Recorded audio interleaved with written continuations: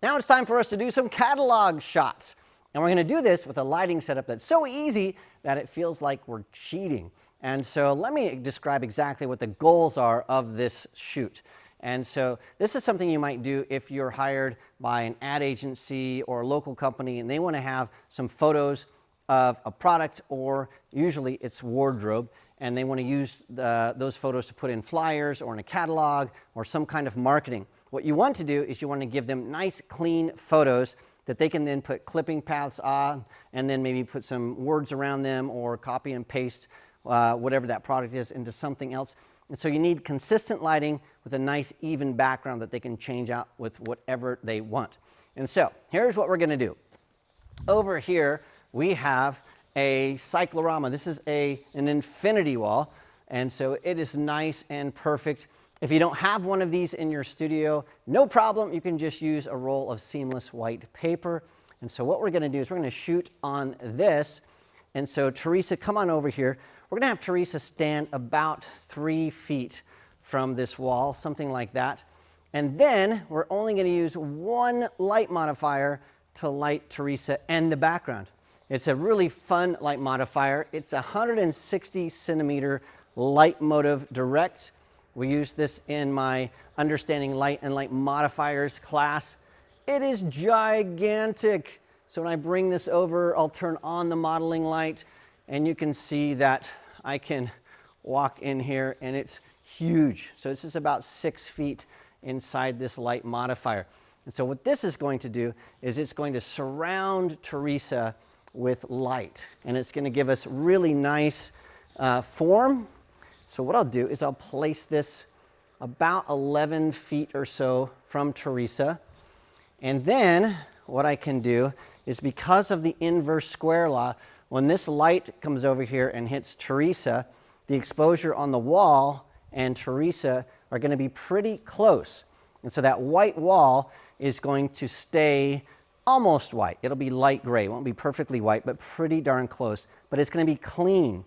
If we turn off our video lights, you can sort of see how the shadows are cast behind Teresa. So we have nice, even light around her, but the shadow, because it's directly behind her, is going to disappear because of where I'm going to be standing. So we'll turn the video lights back on. You'll see that I'm going to be standing right here in front of this light modifier.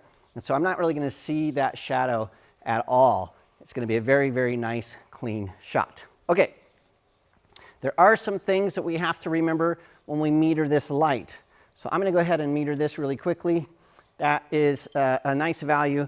So it's about 13. So if I go over here, though, where I'm standing, I'm going to be blocking some of the light that we're going to be using. So Teresa, go ahead and meter that for me. So yeah, so that is at 13 right there. So let me meter it myself. So we'll meter it with me just right here. That's 14. And then when she meters it and I stand right here, that is metering at 13. So the difference between where she is and where I am, it's about a 1/3 stop difference. So it's just something to be aware of to get your exposure exactly right.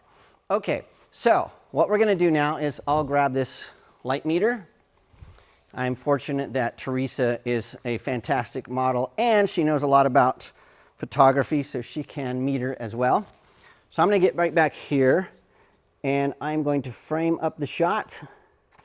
I'll take a photo and then I'm going to come over here. Here's our shot in the computer. It's just popped up and you can see that that background is nice and clean. We have nice even light on Teresa. We have form because we have shadows and directional light from that nice parabolic light. But this is going to be easy for a graphic designer or for you to pull her out of the background and place wherever you want. So we're going to shoot a few of these images and I'll just show you how easy these are. So let's shoot a few, Teresa. So looking straight at me, beautiful. I'm going to widen out so we have head to toe shot. That looks great. And then I'll even get a little bit closer. Even closer. There we go. Beautiful. Okay. So we can see all of these shots side by side. we have a nice, even, clean background that's going to be easy to work with. I think this shot right here is my favorite shot. And so with that, it is just easy, easy, easy. So have your model as close to the background as possible without having her touch. Use a gigantic light modifier. This is one of my favorite light modifiers. And then have your model meter, or have an assistant meter the light, and then just shoot straight on, and you're going to have fantastic results. Okay, now that we have everything set up, let's take a look at our last looks.